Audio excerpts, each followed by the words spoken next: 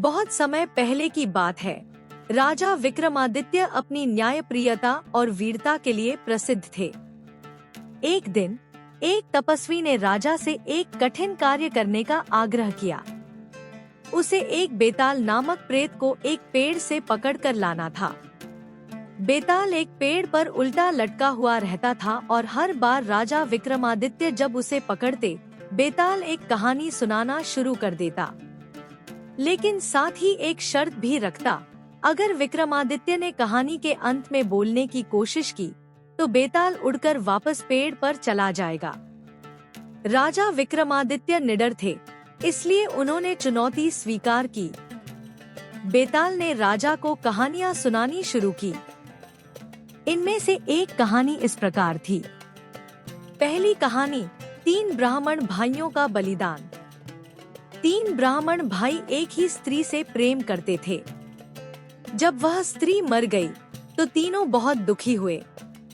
एक भाई ने उसकी हड्डियां एकत्रित की, दूसरे ने प्रार्थना की और तीसरे ने उसे पुनर्जीवित करने का मंत्र पढ़ा। लेकिन जब वह स्त्री जीवित हो गई तो उसने यह कहने से इनकार कर दिया कि वह किस भाई की पत्नी बनेगी।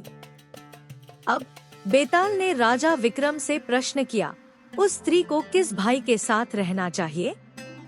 राजा विक्रम ने सोचा और फिर उत्तर दिया, उस स्त्री को उस भाई के साथ रहना चाहिए जिसने उसे पुनर्जीवित किया, क्योंकि वही उसका सच्चा जीवन दाता है।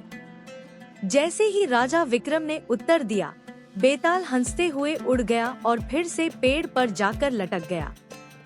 विक्रमादित्य को फिर से बेताल को पकड़ना पड़ा और इस प्रकार कहानी का सिलसिला जारी रहा।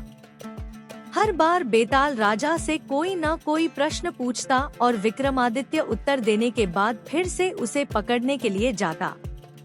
यह कहानी एक प्रतीक है बुद्धिमानी और न्यायप्रियता की और विक्रमादित्य की अडिग इच्छा शक्ति की, जो किसी भी कठिनाई का सामना करने के लिए तैयार रहते थे।